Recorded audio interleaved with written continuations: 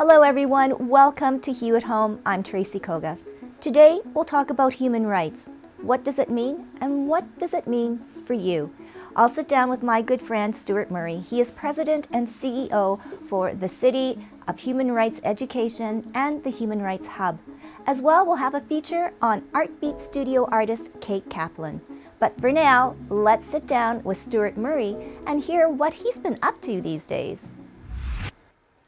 I want to give a warm welcome to Stuart Murray. And Stuart, I believe you have a few words right now. Yeah, thank you so much, Tracy. This is a great honor. I'm really looking forward to our conversation. But, I want to acknowledge that I am presently located on the original lands of the Anishinaabe, the Oji-Cree, Dakota, and Dene peoples, and homeland of the Métis Nation.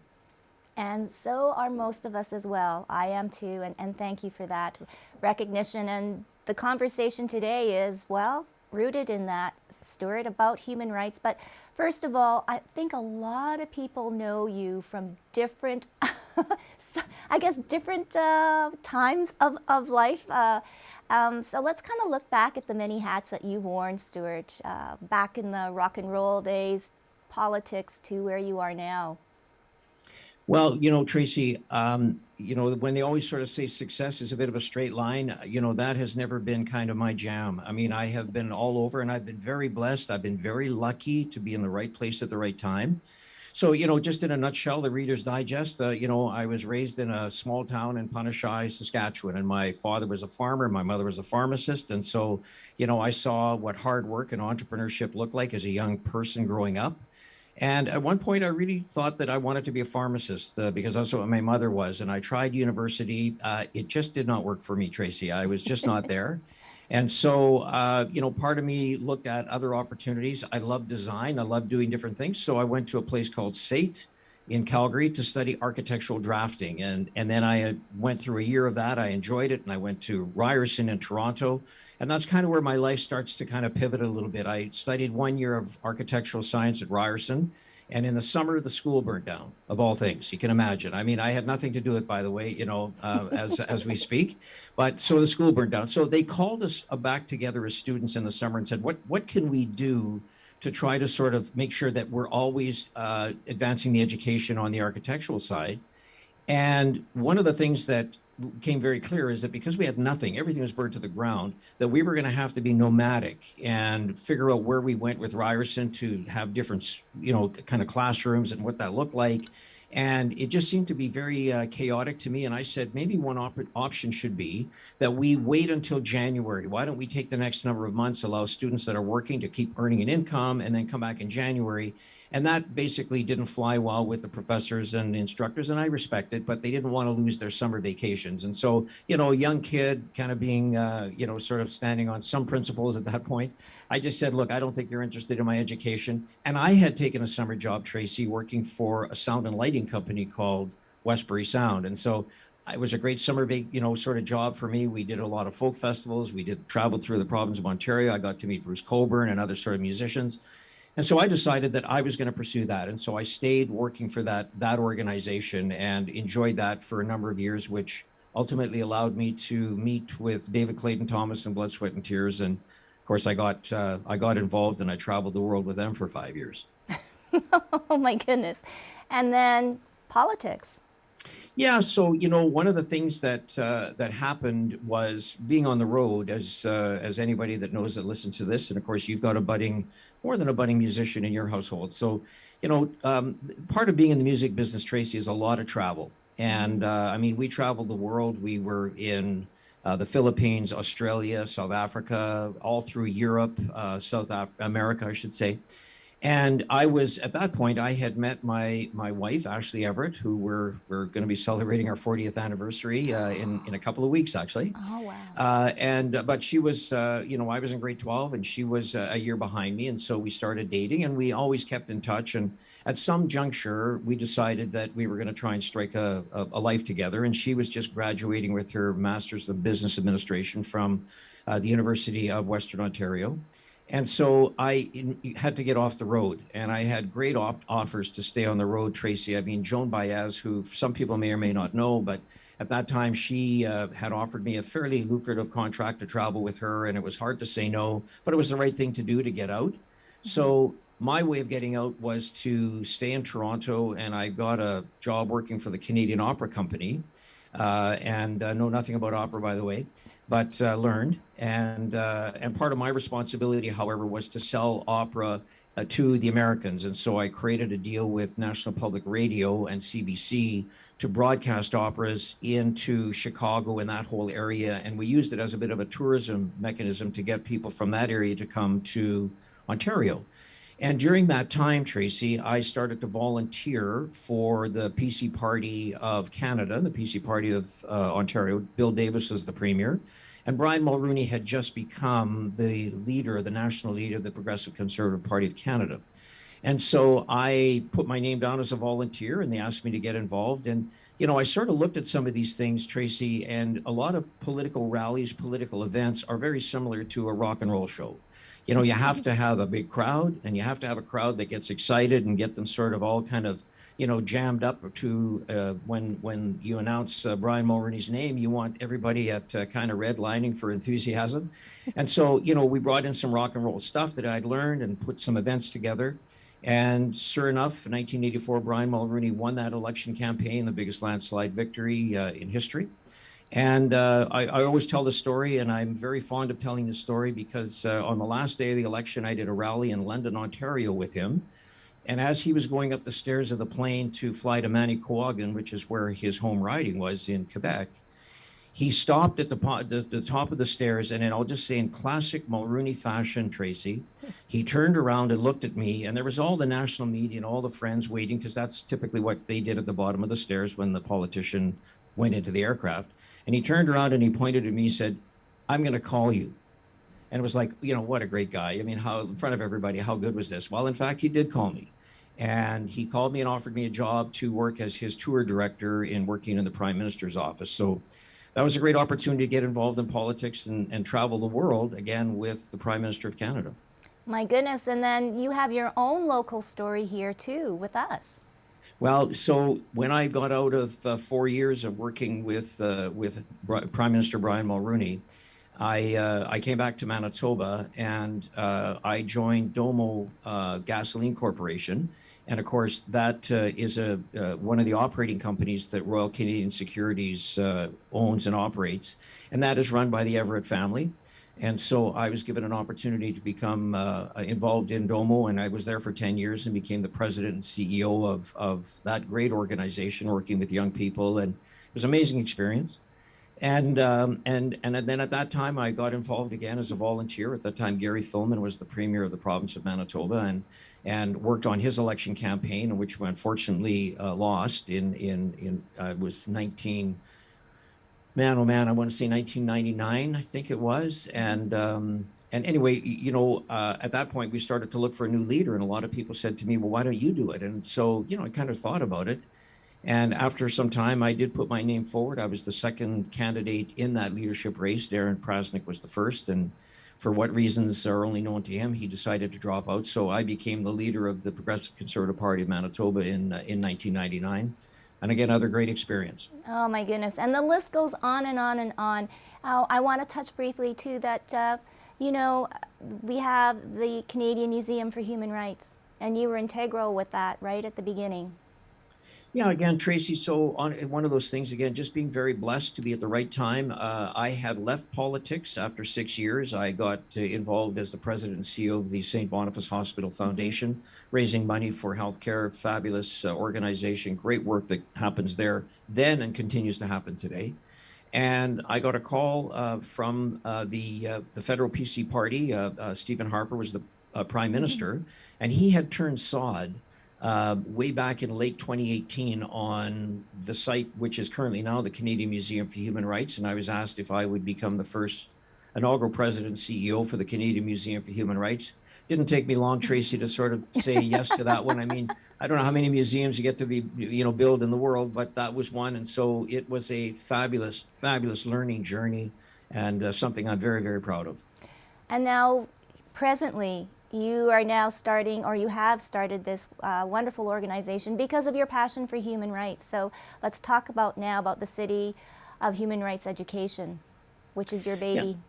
Yeah, Tracy, so thank you again. When I left the Canadian Museum for Human Rights, it occurred to me that there is just a tremendous opportunity for this city to become a center for education around human rights. And one of the things I hearken back to 2009 when then Art Morrow gave a tremendous speech around Winnipeg's future with respect to human rights. He gave it to the Winnipeg Jewish Foundation. It was a luncheon, great speech, well received. And of course, what he did was he offered up sort of a challenge to say, here's the history of human rights in Manitoba. Here's where we are presently, referencing, of course, the Canadian Museum for Human Rights, and then said, so what's next? What can we do next? And he basically talked about making Winnipeg the Geneva of the prairies, so a place where education and human rights could take place. So after I left the Canadian Museum for Human Rights, I met with Art Morrow, and we talked about how we might do this. So I met with a number of community leaders and said, has to be a community-driven event. And they basically agreed that it was a good idea. People like, now Murray Sinclair, who has gone to be a tremendous human being, a Manitoban through the Senate and through the Truth and Reconciliation Commission. Or, Lloyd Axworthy, Art DeFair, Eda Elbow, Diane Red Sky. There were a number of people that were part of that conversation, Tracy, that sort of said, look, if you want to be the boots on the ground on this thing, we'll come behind you and support you and say it's a good idea. And so, it occurred to me, Tracy, that there's so much talent of people in Winnipeg that are so passionate around the issue of human rights and trying to make a difference, to make everybody's life better. But typically, they're underfunded, understaffed, under-resourced, and they don't have the chance to lift their heads up and look at the landscape and see what everybody else is doing. And so what I'm trying to do is not do anything. Well, what I'm trying to do is become a hub. So that's why it's called the Human Rights Hub. And I'm trying, Tracy, to be a place where I can connect people so that when we start to partner and we continue to partner and we find more partnerships, that what that ultimately does is give us all a bigger voice and a bigger platform to talk about the education of human rights here in Winnipeg. So that's what I'm currently engaged in. Well, and it's a big endeavor. You've got a podcast too as well. And this conversation, I know that really is the trigger for ideas. What is it about human rights, Stuart, that makes it such a passion project for you? Tracy, thank you. That's a great question. And when I was the inaugural president and CEO of the Canadian Museum for Human Rights, it was very clear to me that I was surrounded by a lot of people who were way more knowledgeable on human rights than I was or ever will be. A lot of academics, a lot of studied, a lot of lived human rights people. And what I took away from that was that, I've been very blessed in my life. And I want to find a way to try to give back I'll quote one of my nemesis, by the way, Gary Doer. He was, the premier and I was leader of the opposition, but he's always used the term kind of the back nine of life, a golf term that talks about the back nine. And so, as we are on the back nine of life, which I am, I want to find a way that I can try to give back to the community, to learn, take what I've learned and try to sort of help and support others, understanding that we need to start pushing other people in front to be the front of the parade, but I need to be somewhere supporting it because I have been blessed with a lot of contacts and met a lot of people. And so I'm trying to find a way to make that happen, Tracy. And, just if I could pause for a minute and say, to you, I mean, it's something that you're passionate about, something that you're doing, and you're part of that community. You're part of trying to create that bigger voice. So I want to acknowledge that as we're speaking in this conversation. Oh, well, I appreciate that, Stuart. And yeah, that's sort of the main mission statement for all of us here at Hue, is to be a platform for those that don't have a voice.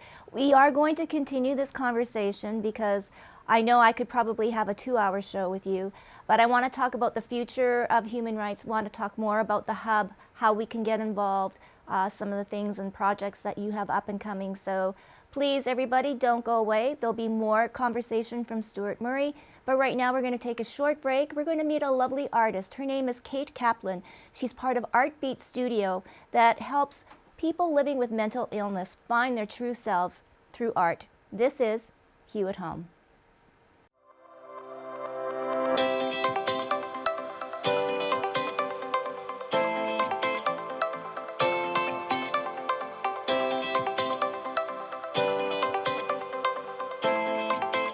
I grew up in Ukraine and I lived in Israel for many years, and I moved to Canada and I felt like I lost so many things on the way, and my inspiration wasn't even there. It was just working, and all my energy was going into things like that and raising my kids, and I was not thinking about coming back to becoming an artist as I was. And it was an accident that I met a wonderful person, Lori Green. She passed away years ago, but I'm grateful so much for everything she did for me. She introduced me to Studio Central, 2011, I believe. I started attending Studio Central and my functioning was improving from the workshops I was attending, getting some routine. After my 4 hospitalizations, it was the place I could actually function at. The shifts at Studio Central are 2 hours for everyone, unless you want to pick up more.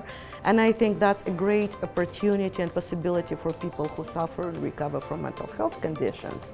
But also it's perfect for mentally absolutely healthy people who know how art heals and how it gives your heart some kind of a destination, something to go to follow your heart. If you're a little bit lost, or if you know for sure what you want, that's the place you want to go to.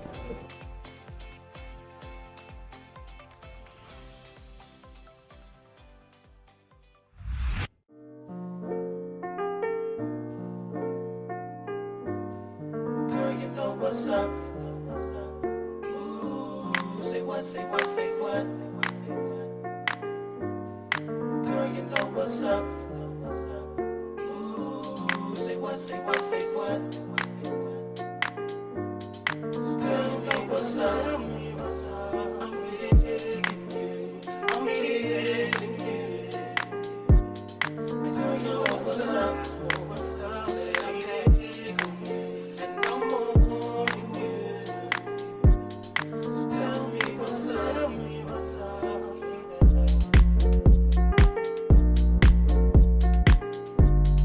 Girl, you know what's up. Ooh, say what, say what, say what. Girl, you know what's up. Welcome back to Hue at Home. My guest is Stuart Murray. And Stuart, let's get down to it. The Hub, Human Rights Hub. We touched on it before in our opening conversation, but what is it really truly about? And some of the projects, what are you doing and how can we as citizens get involved? Great, Tracy. Well, first and foremost, this is a great way to sort of start that conversation. So once again, thank you so much for having me on your show.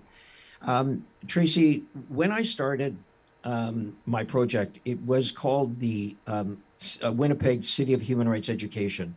And I got my charitable status through that. During that sort of journey, I got to meet a young woman who was graduated from Global College. Her name is Christy McLeod, and she had started a social site called the Human Rights Hub. And so through our conversations, as she started to become a lawyer, she's now transitioned into Vancouver and is studying Indigenous and climate law.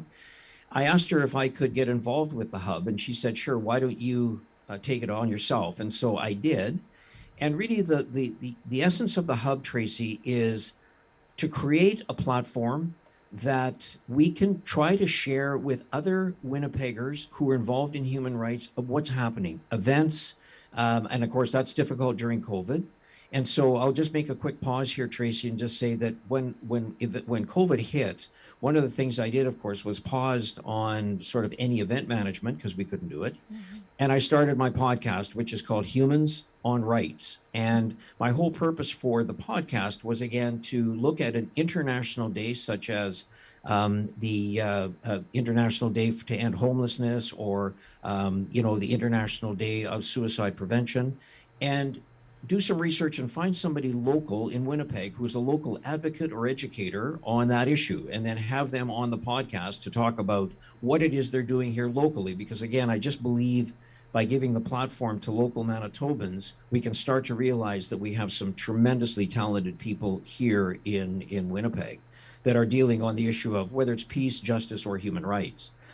And so what I'm trying to accommodate is to partner, Tracy, with as many people as possible, because I do believe that we should be able to create an award here in Winnipeg that is recognized internationally, that we bring in somebody international who's doing great work on human rights, but at the same time, pair them up with somebody locally. So we're always championing our own people here in Winnipeg, because I think too often, you have hardworking people here in Winnipeg. You bring somebody from the outside, we stand, we applaud them, we say what great work they do, and then they leave the community and we go back to what we do. And I think when we go back to what we do, let's go back knowing that our peacock feathers should be just a little bit higher, knowing that we also are making a great contribution in our own way in this community. So I'm just about to launch my calendar, which is going to be the Hub calendar, Tracy. And the purpose of that is, again, to allow organizations to use it as a placeholder. If they've got an event where they're doing a book launch around human rights, or they've got a film that they want to launch, or there's some musicians that are doing a human rights concert. We just want to be a place where people can look at that calendar and start to plan their events. Or if they're planning an event, maybe they don't want to duplicate on another event. So we're trying to get that in place, and that should be ready to go, Tracy, in the next 10 days, as you and I are talking today on the 9th of January. So we're looking at that. And then the other piece really is to use the Hub as a way to try to bring people together. And I've talked to a good friend of both of ours, Clayton Sandy, who you know very well. And we talk highly about you, by the way. We just had breakfast. And one of the things that Clayton and I and others are trying to do, Tracy, is find a way to bring together the human rights organizations, regardless of size, to try to bring them together so we can all be in one room and get to see who each other is and find ways that we can start to work together. So a couple of good projects on board for 2022. And of course, we'll have to be governed by what COVID allows us to do. Oh, yes, that darn C word, COVID. And I think, though, I mean, it's I think, in a sense, brought us together, too, closely. And I think what you're doing is so amazing. And if we kind of look at it now, Stuart, on the world stage, because right now I think we're so closed in and we're only kind of thinking in our own little bubble, but on the big world, there's so many things wrong going on, and human rights are at the core of it. Yeah, Tracy, it's it's no matter where you look in the world, there's issues of that refugees are I don't think anybody, and I got this from Lloyd Axworthy having a conversation with him about migration and immigration and refugees. Nobody wants to leave their country. It is their home. But if circumstances are so terrible where the way they're being treated, I mean, they're being punished, or as we see in what's happening in China with the Myanmar, you've got, the Uyghurs, I should say, in China. You've got these genocides that are taking place. And so people are forced to leave. But now they're looking for another home. And, I think we in Canada, over time, have shown that we are open to bringing people here. It's not without its challenges and risks, and we have our own challenges locally. And I think sometimes people wonder, why are we bringing others when we're trying to deal with our own issues? But I think, that is a good conversation to have. And I think it's really part of, I think, Tracy, what you're doing on your show with bringing conversation forward, bringing ideas forward. And I hope to be as successful as you are with what I'm trying to do, because we've had enough of the, I think, gaslighting issues and just people just pouring gasoline and just everybody. I understand why people can get anxious and people can get angry, and I'm not trying to be judgmental here or say that I'm better in any way, shape, or form. I'm simply trying to say, how can we pause and be a little bit more thoughtful and a little bit more kind to people who may not be having the same opportunities as we have? And if we can find a way to do that, I think just trying to make somebody's life, one person's life, a little bit better, then I think we start to find a way to make a better world. But there is a lot of talk that I mean, you look at what's happening south of the border, and I think some of that's creeping into Canada. The fact that people have a hard time to even understand or admit what is systemic racism. That in itself, and again, I'm not trying to be judgmental here, Tracy. I'm simply saying that we as a society need to be open for dialogue and conversation to understand what is systemic racism. And there's nothing wrong with disagreeing with somebody's idea, but at least give them the airtime to share what they're talking about. And that's why I come back to this notion that education is, I think, the one powerful tool that is going to help assist and change this situation that the world finds itself in. No, I totally agree, and I guess having more opportunities to have conversations like this is wonderful. Before closing, I guess, Stuart, Winnipeg, where do you see Winnipeg fitting in this whole big picture? You know, I think Winnipeg can play a huge role, Tracy, and I'm just so always amazed that, you know, I got involved with some folks working in Winnipeg during Anti-Racism Week. And you start to get connected to some of these people and you realize how much talent, and I say talent in the sense of passion and ability and wanting to get stuff done. And I know that our current mayor is not running again. He's done a tremendous amount, frankly, around human rights. He created the Human Rights Committee of Council, of which I sit on. And I think that Winnipeg is really positioned when you look at, and I'll just call them the assets, and I know it's a business term, Tracy, but when you look at the Canadian Museum for Human Rights, Global College, the Morrow Center for Peace and Justice, you've got, you know, so many organizations that are working in this field. By bringing everybody together with one voice, I think Winnipeg is well situated to be a significant player in the conversation to advance human rights in the world. Oh, well, we've got a big, I guess, project that we have to complete, and you're part of it. We just want to be along and help you in any way, shape, or form, Stuart, on this great journey. And really, really appreciate the time that you've spent. And your podcast is called? Okay, just hang on for a second there. I got a little bit of... Oh, I froze? I think I got a bit of freezing and a bit of mic rub. Okay, so I just wanted you to, again, promote your podcast. It's got a catchy name. I love it.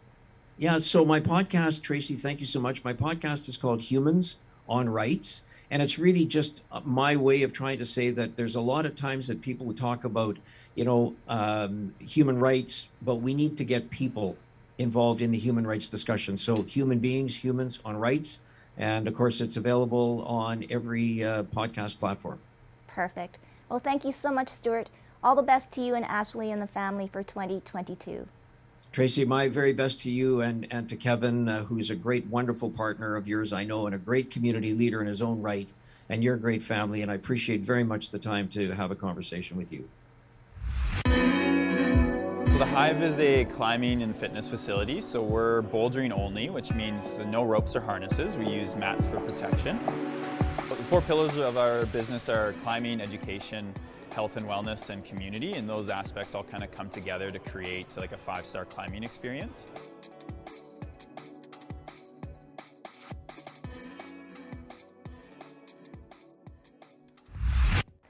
We want to give a very special thank you to all of our guests on today's show and leave you with this question.